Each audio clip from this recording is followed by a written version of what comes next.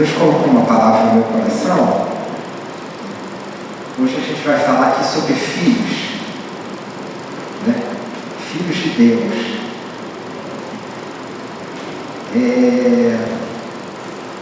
O texto base é Romanos 8, 13 a 19. Se os irmãos quiserem abrir. Porque se viverdes segundo a carne, morrereis. Mas se pelo Espírito mortificardes as obras do corpo, vivereis.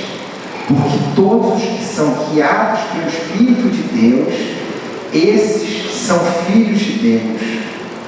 Porque não recebeste o espírito de escravidão, para outra vez estardes em temor, mas recebeste o espírito de adoção de filhos, pelo qual clamamos, Abba, Pai.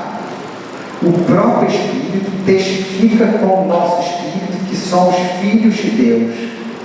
E se nós somos filhos, somos logo herdeiros também, verdadeiramente herdeiros de Deus e co-herdeiros de Cristo, se é certo que com Ele padecemos, para que também com Ele sejamos glorificados. Porque para mim tenho por certo que as aflições desse tempo presente não são para comparar com a glória que nos foi a ser revelada, porque a ardente expectação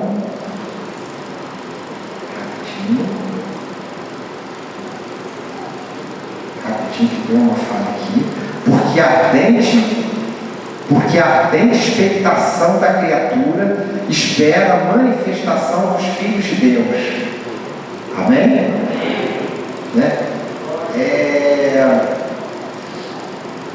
Então, nessa passagem, né, nesses 7 versículos, a gente é citada a palavra filhos 5 vezes, né? E aí a gente vai falar um pouquinho sobre esses filhos que a palavra de Deus fala, né?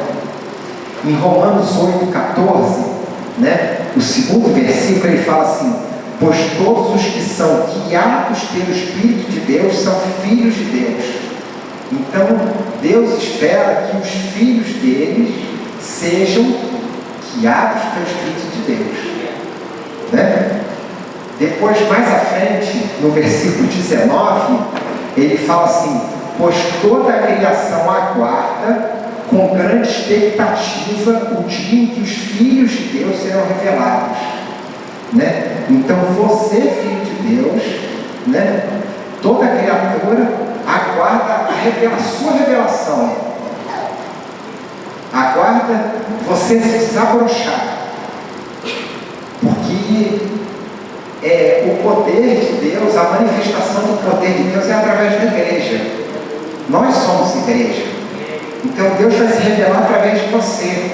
As curas vão vir através de você. O evangelismo, o pastoreio é através de você, né? E nessas palavras, nessas passagens, né, a palavra filho em grego, ela é ruios. Repete comigo: ruios. Começa com H, vamos lá. Ruios. Isso. Então, o que ruios significa? Ele significa filhos maduros, filhos que assemelham-se aos pais, que possuem as suas características. Amém? Então, segura isso aí, que a gente vai voltar a esse ponto, né? Só um parênteses, né? Por isso que a gente mudou toda a parte de comunicação do Ministério de Adolescentes. A gente está chamando, antes a gente chamava de reunião de adolescentes, e agora a gente está chamando de encontro dos ruios, porque o objetivo do Ministério do Adolescente é que a gente forme filhos maduros. Filhos maduros. Então a gente está chamando agora de encontro de ruios. Então, quando você vê alguma imagem assim, o Júlio publicando lá, encontro dos ruios, você vai lembrar que é para você estar orando para aqueles adolescentes ali, para que eles sejam filhos maduros. Amém? Mas voltando aqui, né? Porém, encontramos outros trechos da Bíblia menciona a palavra filho, porém em grego não é huios. Tá? Em Romanos 8,15 fala assim: porque não recebeste o espírito de escravidão, para outra vez estar sem temor, mas recebeste o espírito de adoção de filhos, pelo qual chamamos Abba Pai. João 1,2 também fala também sobre filhos também, mas todos quanto receberam, deu-lhes o poder de serem feitos filhos de Deus, aos que creem em seu nome. Né? Nesses dois versículos aqui, a palavra filhos em grego é teknon. Vamos lá? Teknon. Repete comigo. Teknon. Né? Então, vamos voltar agora um pouquinho para a gente ver, estudar um pouquinho esses versículos, né? Porque não recebeste o espírito de escravidão. Desculpe. Teknon significa o filho de colo, o filho bebê, o filho gerado, né? Então, quando a Bíblia fala, né, por todos quanto receberam, deu-lhes o poder de serem filhos de Deus, ele não está falando de um filho imaturo, ele está falando de um filho recém-nascido. Ou seja, se você receber a Cristo, você é um filho. Você é um filho de colo. Você é um filho gerado por Deus. Né? Depois ele fala aqui, né? Mas recebereis o espírito de adoção de filhos, pelo qual clamamos Abba Pai. Né? Então, é a palavra teknon, ou seja, filho gerado. Mas voltando lá para 8,14, né? Todos aqueles que são guiados pelo Espírito de Deus são filhos de Deus. Ou seja, você é um filho gerado, mas para você ser guiado pelo Espírito Santo de Deus, você tem que ter uma certa maturidade. Entendem? Em Romanos 8,19 fala, né, que a criação aguarda com grande expectativa um bebezinho gatinhando, um bebê recém-nascido.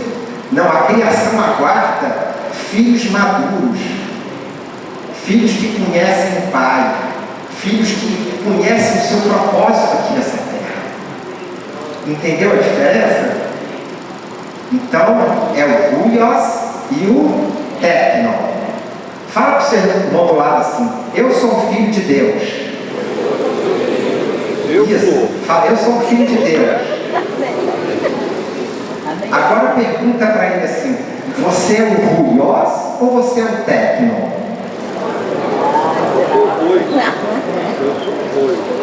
Amém? E a gente vai falar um pouquinho nessa linha aqui, né?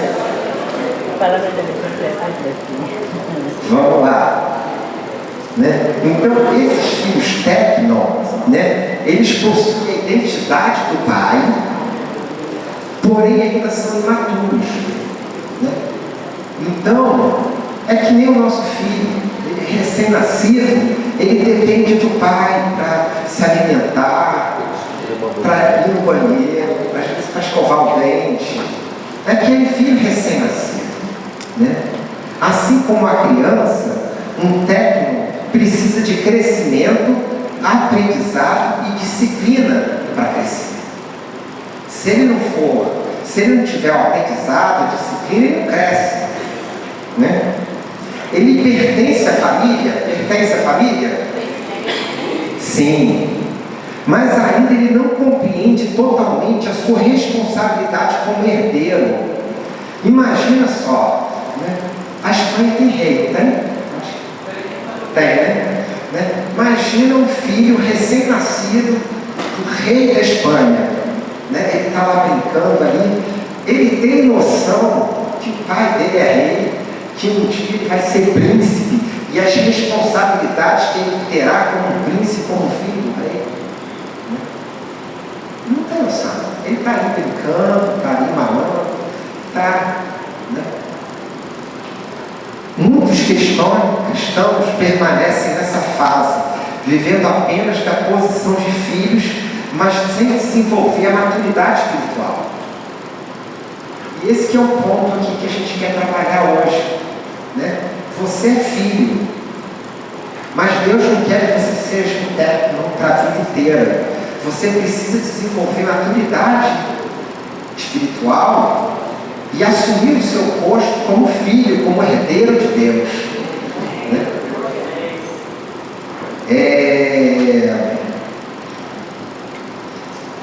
Quais são as características do ruios, né? Aí a primeira característica é que sabem negar-se a si mesmo, né? Paulo diz lá em Gálatas 2:20, não sou eu mais quem vive, mas e nós somos chamados para ser iguais a Cristo, né? Então, Jesus, o tempo todo da vida dele, ele fazia o que? A vontade do Pai, né? Ali, quando ele estava ali na cruz, ele queria ser crucificado.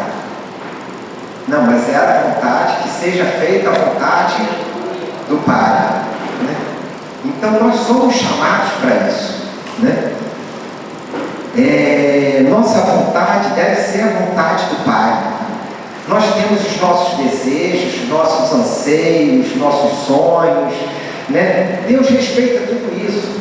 Tem gente que gosta de carro, tem gente que gosta de churrasco, tem gente que gosta de fotografia, tem gente que gosta de ver televisão, tem gente que gosta de jogos, tem gente que gosta de viajar, né?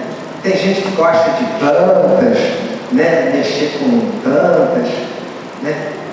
Tá tudo bem, mas isso tudo não pode se sobrepor ao Pai, se sobrepor à vontade de Deus. A vontade de Deus, o Pai, tem que ser prioridade das nossas vidas, né?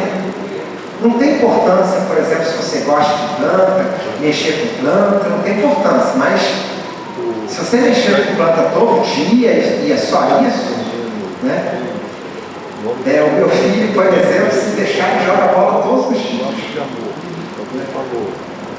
Eu não consigo jogar bola todos os dias. Eu tenho as minhas responsabilidades. Eu tenho que colocar comida em casa. Eu tenho meu trabalho, eu tenho as responsabilidades aqui com os irmãos, né? Então, algumas noites a gente vem para cá, né? Então, é a diferença. Você tem que colocar Deus em primeiro lugar. Então, essas coisas, elas fazem parte da nossa vida, mas elas não podem ser prioridade para a nossa vida.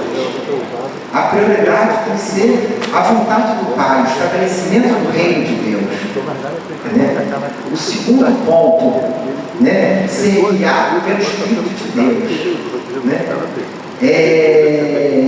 Tem a Bíblia como regra de fé e prática, né?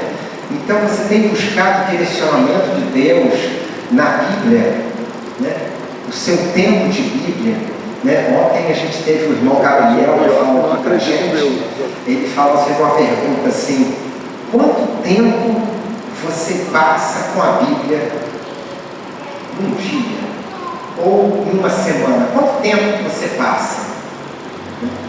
Eu nem vou pedir para você comparar com o tempo que você passa no celular, não vou nem entrar nessa linha não. Mas quanto tempo você gasta do seu tempo com a Bíblia, né? A Bíblia, ela é uma forma de você estar sendo cheio do Espírito Santo, né? Se enchendo de Deus. Busca a Deus em todas as situações, tem uma vida de oração, ou seja, conversa com o Pai e o Espírito Santo de todos os momentos e pede direção para tudo que faz. Então a gente precisa o tempo todo estar em contato com Deus, estar em contato com o Espírito Santo, né? E isso é uma vida normal. Você acorda de manhã,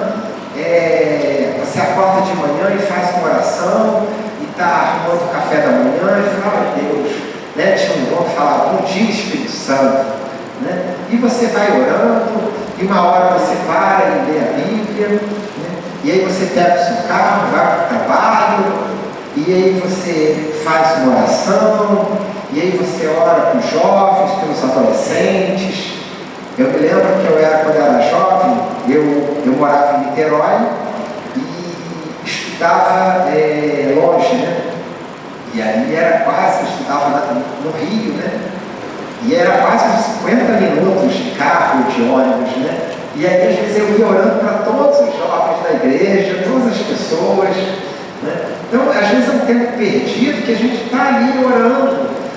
E aí você está no trabalho e de repente você lembra de mim e fala, Deus abençoe o Alexandre ali, o trabalho dele. Né?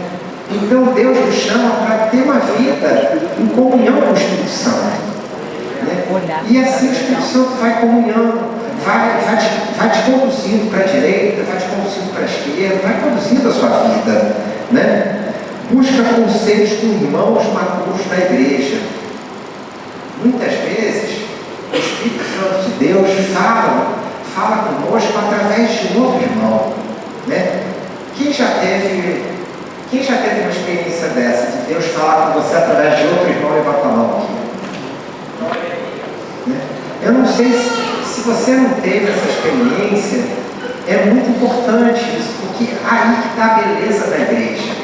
A beleza da igreja é assim, porque tem horas que eu estou forte e eu posso abençoar. E tem horas que eu estou fraco, eu estou passando uma batalha em casa e você pode me abençoar. Né? E às vezes Deus te abençoa, Deus fala com você, mas às vezes preciso que você sente com o irmão, chama o irmão, vem aqui na minha casa, estou precisando conversar com você. E aí você senta, você se abre, fala com ele. E às vezes Deus vai trazer uma palavra de consolo para você, uma palavra de ânimo para você. E é o Espírito Santo de Deus falando através do irmão. Né? Eu não estou falando para você sair contando suas dificuldades para todo mundo, né? Mas se você nunca teve essa experiência, coloca diante de Deus, fala, Deus, eu estou passando essa batalha em casa, o irmão Alexandre falou esse negócio aí. Coloca o nome de uma pessoa que eu quero chegar com essa pessoa e abrir esse problema para ela. Pede para Deus uma experiência dessa, Deus vai abençoar a sua vida. Amém? Deixar ser guiado por sentimentos e sim por decisões. Né? É o culto racional. Né? Muitos se movem pelo que sentem. Se param de sentir, eles trocam de amizade, trocam de família, trocam de comunidade. Né? Jesus seguiu a sua cruz pelo que ele sentiu ou pela decisão? Né? Então uma das características do ruiose é você não se mover pelo que você sente, é se mover por uma decisão. Né? Uma vez a minha esposa, Deus usou com muita sabedoria, estava conversando com uma irmã. Essa irmã, ela esteve aqui no nosso meio, congregava conosco, e ela se afastou, né? E a gente encontrou ela no velório, e aí perguntaram para ela assim, você se reúne em algum lugar? Ela falou assim, não me reúno não, mas eu sou da Igreja de Vitória. Aí, assim, né? Então, e aí a irmã falou para ela assim, irmã, frequentar as reuniões é uma decisão, né? Você agenda uma coisa ali na sua vida, você tem a agenda ali da sua academia, né? Quem faz academia lá, está toda semana para aquele horário certinho, está lá, né? Eu de vez em quando jogo meu tênis, né? Então eu tenho aquele horário lá que eu faço meu tênis ali. Então a gente se organiza o dia. É o culto racional, a gente toma, a gente decide que a gente precisa estar ali naquele local lá, na reunião geral, que tem alimento sólido para a gente e a gente precisa de alimento, porque senão a gente morre. Né? Então, você não pode ser movido pelo que você sente. Hoje eu senti vontade. Eu vou lá. Hoje eu não senti vontade, não vou lá. Né?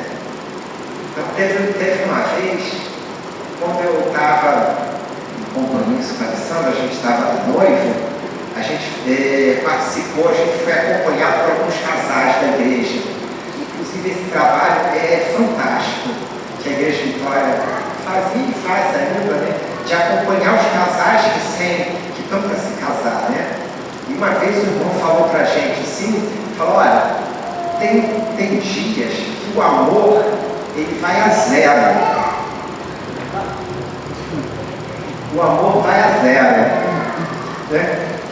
E eu ali falei, não acreditei muito aquele negócio, não.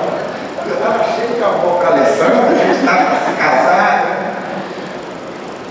Mas conforme o relacionamento foi crescendo, tem dias que o amor vai a zero. Às vezes você está com raiva, às vezes você está triste, às vezes você está... Mas é o que é? É a aliança que você fez ali, né? É o compromisso com ela. E aí você vê que Deus restaura, Deus cura, e você segue. Então a gente tem ali as farpas ali, mas o amor de Deus é que nos supre, é o amor de Deus que nos sustenta na caminhada. Né? Não é aqui o sentimento. Né? Tem um terceiro ponto.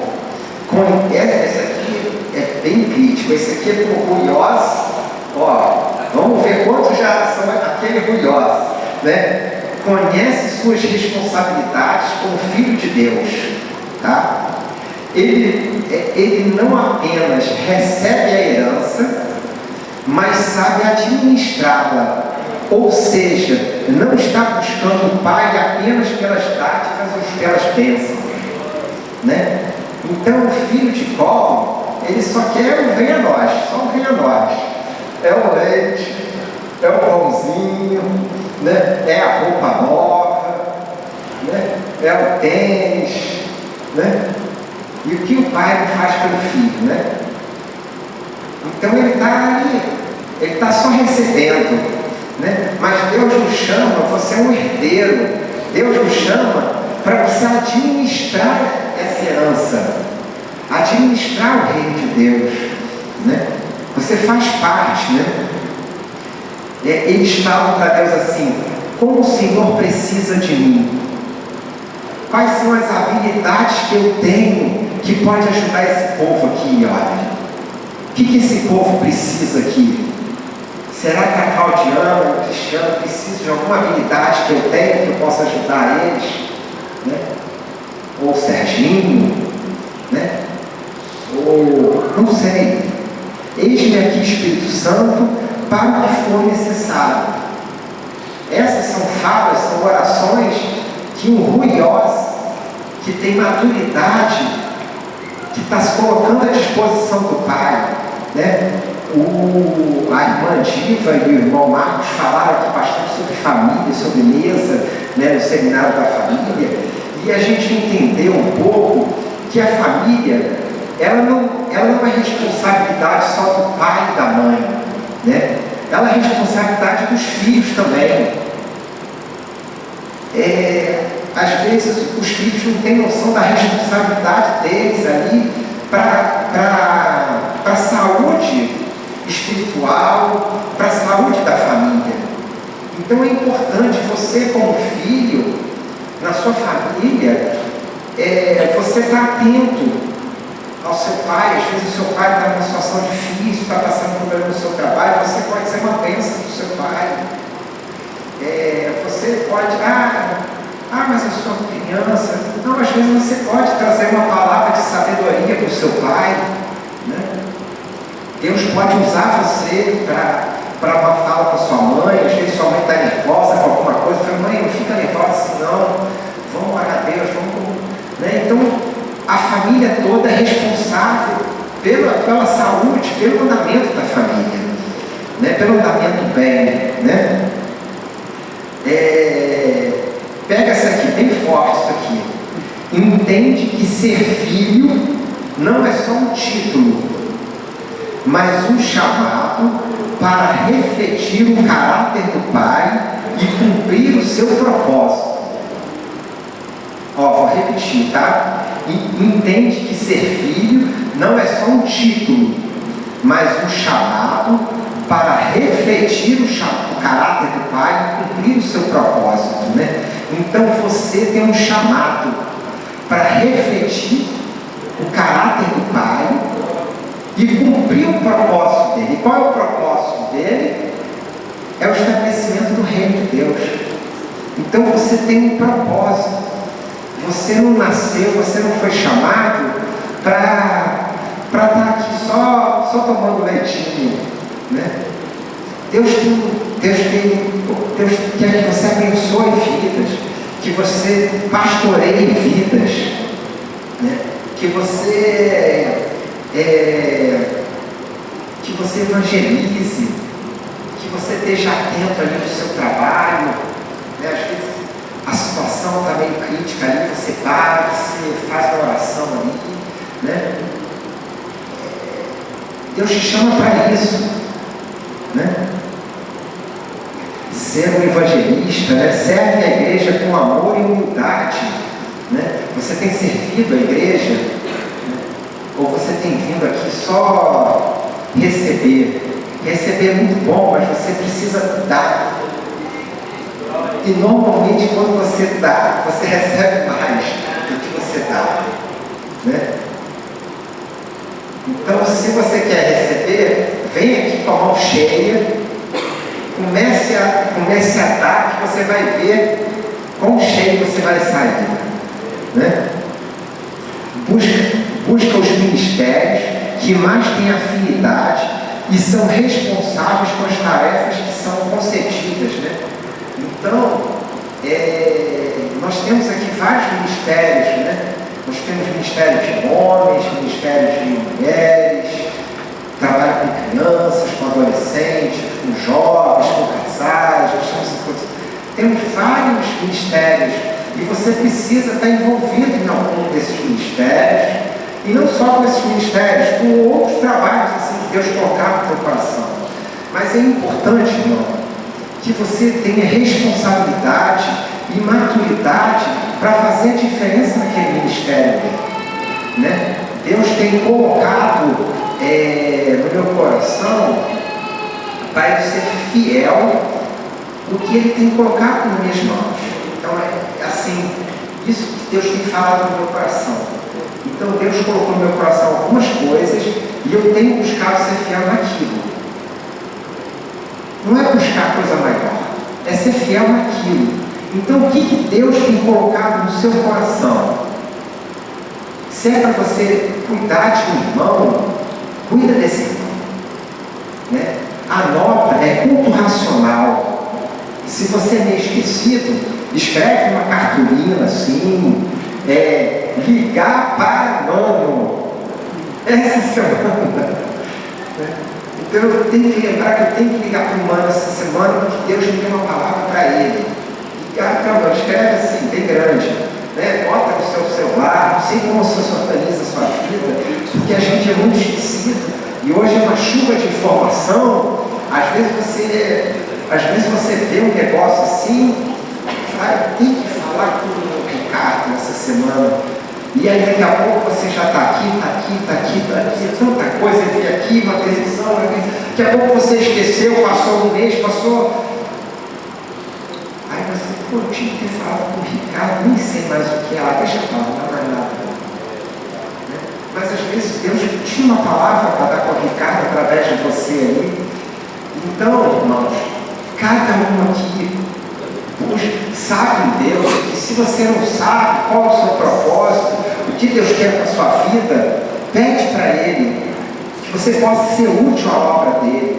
Né? Eu costumo falar que você não precisa saber muita coisa, precisa conhecer a Bíblia de Gênesis a Apocalipse. Se você sabe o A, B, C, você já pode ensinar o A, B, C. Então, você não precisa conhecer o alfabeto todo. Então, se Deus tem colocado para você visitar uma pessoa, para você cuidar, para você estar junto com o jovem, estar junto com o adolescente, chamar alguém para tomar um cafezinho na sua casa, para ajudar os irmãos no ministério, cuidando das crianças, não sei. Mas se disponibilize para Deus e leve isso com seriedade. Né? Assim como a semente plantada pelo agricultor, ela cria as suas raízes e logo em seguida desenvolve os caules, as folhas, cresce e na maturidade dá frutos. Assim é o nosso chamado para se desenvolver, crescer e dar frutos. Né? Eu queria umas plantas frutíferas lá na minha casa. Né? Aí, você acha que eu comprei uma sementinha para botar no solo assim? Eu comprei já uma planta já pronta já. Porque eu queria logo o fruto. Entendeu? Eu queria logo o fruto já pronto, eu sou bobo. Mas mesmo assim o fruto não veio rápido. Agora a goiabeira lá, ela está com duas. O cara me vendeu, aí tinha um negocinho assim, parecia que ia sair um fruto, né? Aí ela falou, pô, eu falei, não, aí eu fui pagar, falei, não, essa é mais cara. Eu falei, por que essa está mais cara? Não, porque essa está pronta de produzir. Aí eu, beleza, não é essa que eu preciso. Aí eu levei lá para casa assim, o negocinho abriu, veio 3 folhinhas. Eu falei, pô, o cara me enganou, sujeira. Mas passou um mês, apareceram 2 goiabas. Estavam 2 goiabinhas lá. Mas eu molho, o papai do céu tem regado bem também, né? Mas eu também, eu tenho uns adultos, eu tenho uns produtos lá que eu compro. Eu jogo ali, entendeu? Outro dia a gente fez um churrasquinho, eu peguei o resto do carvão, transformei em pó e joguei ali também, que é bom o cálcio, né? Então eu cuido das minhas plantinhas. O limão também está cheio de limão aqui, ó, eu tirei mais limão lá, né? Está nascendo agora o limão doce. Esse, estamos na expectativa. Mas então, já provou, né? Então, irmãos, mas só que tudo começa com uma sementinha, né? E a semente, ela está ali no solo, né? E ela precisa se soltar, ela precisa sair daquele invólucro ali para desenvolver as raízes, desenvolver o caldo. É como se ela ficasse ali encapsulada ali, e ela precisa estourar aquilo ali, expandir. E ela começa a desenvolver as raízes dela, desenvolver o caule, cresce, né? E assim com as nossas vidas, né? Você é uma semente, Deus plantou você muito bem, porque Ele é uma agricultura dali, Ele botou aquela terra perfeita para você. Agora você precisa expandir, você precisa deixar as raízes saírem. Você precisa crescer, se alimentar do solo, deixar as folhas saírem, crescer e dar fruto. A lavoura é de Deus, mas a planta é você. Você tem a sua parte. Vocês entendem? Então, cada um aqui tem a sua parte diante de Deus. E Deus quer que você dê frutos, né? E frutos em abundância, né? Então, a transformação do técnico em ruios acontece por meio do amadurecimento espiritual, pela obediência, pelo sofrimento, que nos ensina a perseverança e pela entrega total ao Espírito Santo, né? Então, amadurecimento, ele vem pela obediência, ele vem pelo sofrimento às vezes, ele vem pela perseverança, você perseverar, né? Então, a perseverança, ele é uma característica principal de um ruios. Ele persevera, né? Nada que você consegue, você vai conseguir da primeira vez. Se você conseguiu da primeira vez, é porque teve alguém que já errou lá atrás e que você viu e fez certo. Então, o erro faz parte do aprendizado. O erro faz parte do aprendizado. Então, a gente não precisa ter medo de errar. Porque é errando que se acerta. É errando que se aprende. Então, a gente precisa perseverar. E tudo em Deus você precisa perseverar. Você não vai conseguir assim. Deus prova também o nosso coração para ver se a gente quer realmente aquilo, para ver se a gente está empenhado realmente naquilo. É importante. Poucos são os que aceitam a disciplina que transforma filhos imaturos em herdeiros responsáveis. Então, a disciplina transforma filhos imaturos em herdeiros responsáveis.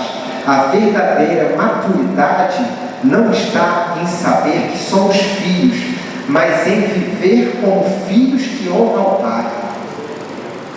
Olha que legal isso aqui, hein? Vou até ler de novo aqui. A verdadeira maturidade não está em saber que somos filhos. Somos filhos, mas em viver como filhos que honram o Pai. Amém? Então Deus tem um chamado, não é para você saber que você é um filho, mas você viver como filho, se posicionar como filho. E aí vai estar atendendo a expectativa da criação, da sua revelação, do bom que você é, da bomba. Ontem a gente estava vendo aquele filme Oppenheimer, né? Da bomba atômica. Você é uma bomba atômica. O Espírito Santo tem um poder muitas vezes maior que uma bomba atômica, né? E a bomba atômica, né? Não sei quem viu esse filme, né? O Oppenheimer estava preocupado com a reação em cadeia. Sabe o que é a reação em cadeia? Né? É que quando ela começasse a explodir, ela ia continuar aquela explosão e ia crescendo, né? E você é uma bomba atômica que tem esse poder da reação em cadeia, porque quando a gente vai no ônibus ali e olha que a pessoa recebe, essa pessoa ela vai lá e depois a família dessa pessoa toda está convertida e daqui a pouco essa irmã está cheia do poder de Deus, está ministrando cura e olha a reação em cadeia. Então você não tem noção da atuação do que você pode causar aqui nessa terra, né? A criação anseia pela revelação dos filhos de Deus, do que o Filho de Deus pode gerar, né? Ali no seu bairro, ali na sua escola, na faculdade, seja onde for você estiver, né? Então, para terminar, né, que nossa jornada cristã não pare no primeiro passo da filiação, mas que avancemos para a maturidade, vivendo como ruiosos de Deus, guiados pelo Espírito e comprometidos com o reino de Deus.